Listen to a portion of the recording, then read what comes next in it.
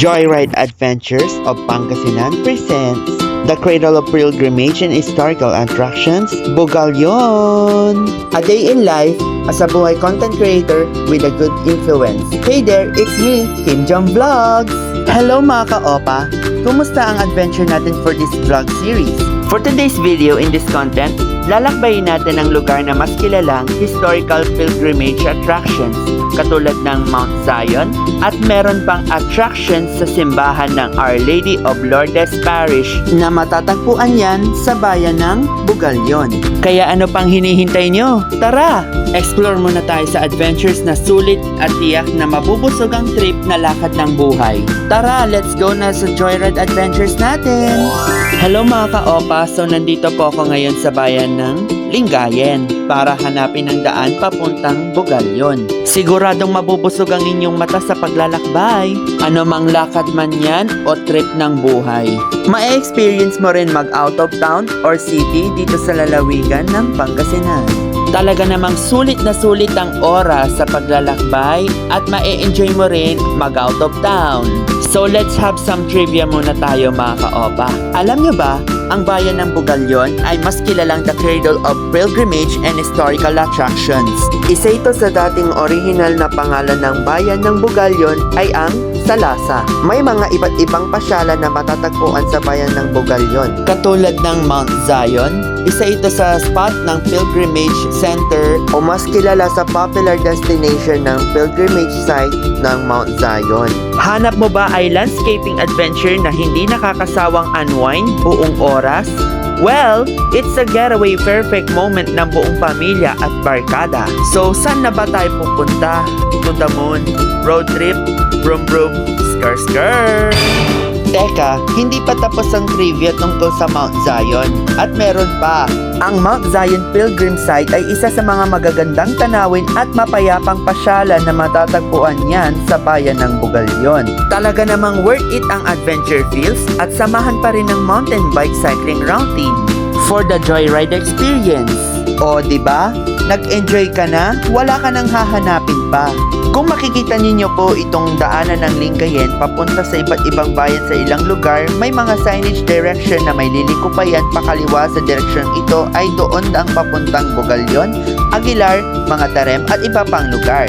At ang kasunod nito ay didiretso pa itong daanan papuntang Labrador at iba pang mga western parts ng Pangasinan katulad ng Sual, Alaminos, Bani, Anda, Bolinao at iba pa. So eto na, liliko ng pakaliwa papuntang Bugalyon. Let's go for another adventure begins! On the way pa lang pero sandaling makikita ninyo ang magagandang tanawin sa lugar sa Pangasinan. Kung makikita ninyo po itong daanan ng Lingayen, yan yung papuntang Bugalyon na paliko. So, ibig sabihin yan, itong mga barangay na sakop na ito sa Lingayen, ito ang Barangay Ibaol, Palokok, at iba pang mga barangay na dadaanan yan na sakop ng Lingayen.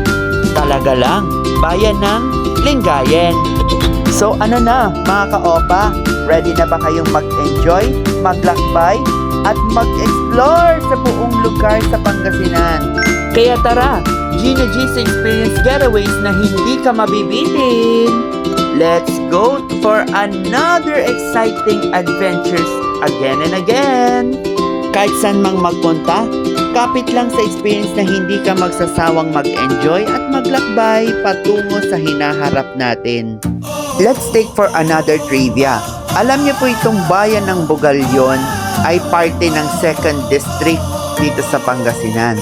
Kabilang narito ang 2nd Distrito o 2nd District ng Pangasinan katulad ng bayan ng Lingayen, Binmaley, Bugalyon, Labrador, Aguilar, mga Tarem, Urbistondo at Basista. So tumako naman po tayo sa mga festivals, town fiesta and activities sa bayan ng Bugalyon. Sa tuwing sasapit ng town fiesta sa bayan ng Bugalyon ay ginaganap tuwing Nobyembre. Bilang pagkakaisa sa selebrasyon ng town fiesta ay isa ito sa traditional na ginaganap na annual fiesta event. Katulad ng mga opening start ng fiesta ceremonies ay ang iba't ibang religious activities at ang gabi ng kasiyahan sa iba't ibang mga sektor ng munisipyo. So ayan na, dito na tayo sa Barangay Baloco mismo sa Lingayen. Ito na yung makikitang tulay na dadaanan natin. So mag-ingat tayo sa mga dadaanan natin. Siyempre, walang mabibigat na hindi collapse o hindi bumigay biglaan na daang tulay na ito dahil malawak sa simula hanggang dulo na kinakaharap talaga. Grabe, no? Napaka worth it talagang dumaan sa tulay na yan. Talagang sure na sure tayong makakatuloy pa rin yan. Diba? Go lang ng go. Kaya mo to. Let's rock and roll. Daang matuwid, nagsisilbing tulay ng pagbangon. Bye Lingayen! Hello Bugalyon! Here we go! Welcome to the town of Bugalyon. So let's go for another exciting adventures. Let's ride and again!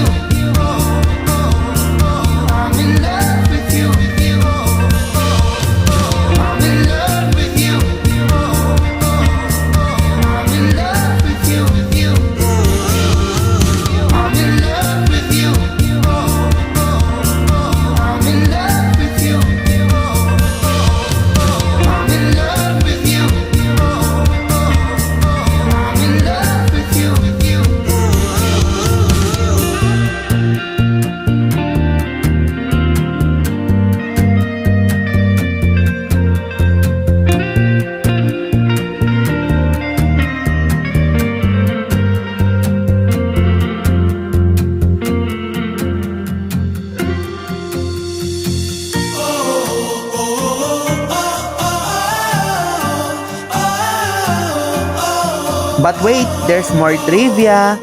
Kung mapapansin niyo po itong daanan ng bayan ng Bugalyon, ay dadaan natin tong Barangay Salasa.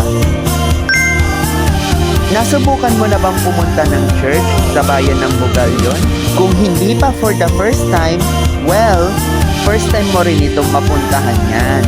Ito ang simbahan ng Our Lady of Lourdes Parish ay isa ito sa church destination sa bayan ng Bugalyon na dinarayo ito ng mga taong nagsisimba tuwing may misa o may misa de gallo tuwing nalalapit ang Kapaskuhan. Saan man ang trip na getaways, G na G kami. Sana po nagustuhan ninyo ang vlog ventures at napusog din kayo sa pag-aarangkada natin mula sa umpisa hanggang dulo ng paglalakbay. Don't forget to like, follow, and subscribe button sa aking mga social media platforms. See you on our Joyride Adventure Vlog series. Bye-bye! Bye-bye!